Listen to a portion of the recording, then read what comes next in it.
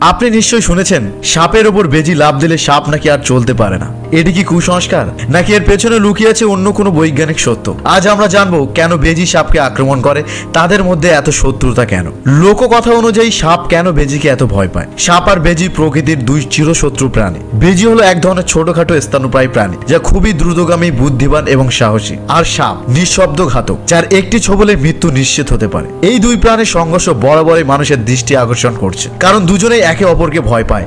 প্রয়োজনে হত্যা করতেও কেউ পিছু পা হয় না। সাপের সঙ্গে লড়াইয়ের বেজি দারুণ কৌশলী। সে কখনো সরাসরি আক্রমণ করে না। প্রথমে সাপকে ক্লান্ত করে তোলে, সামনে পেছনে ঘুরে লাফিয়ে লাফিয়ে সাপকে আক্রমণ থেকে বিরত রাখে। সাপ যতই ছোবল মারার চেষ্টা করুক, বেজি তার ফুর্তিতে সব এড়িয়ে যায়। এভাবে ক্লান্ত করে সুযোগ বুঝে সাপের মাথায় ঘাড়ে কামড় বসিয়ে দেয়।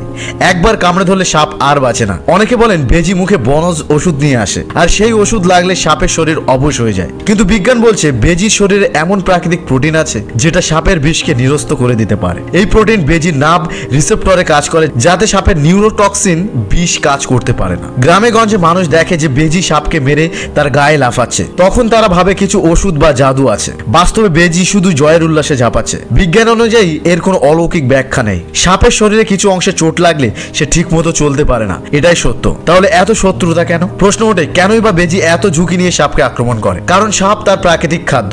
বেজি যদি সাপকে মেরে খায় তাহলে সে প্রোটিন পায়। এছাড়া সাপ যদি কাছাকাছি বাস করে তাদের বাচ্চাদের জন্য হুমকি, তাই আগে ভাগেই সে শত্রুকে সরিয়ে দিতে চায়। সাপ বেজিকে সহজ শত্রু ভাবে না, তাই একে অপরকে দেখলেই যুদ্ধ শুরু হয়ে যায়। একদিকে বিষধর সাপ, অন্যদিকে সাহসী বেজি। এই দুই প্রাণীর লড়াইতে থাকে গতি, ধৈর্য আর বুদ্ধির খেলা। লোক কথা যাই বলুক না কেন, বাস্তব সত্য হলো এই লড়াইয়ে জয়ী সেই যে কৌশলে এগিয়ে যায়। আপনারা কি মনে করেন সাপ বেজির এই দ্বন্দ্বের পেছনে অন্য কোনো রহস্য আছে কি? কমেন্টে জানান।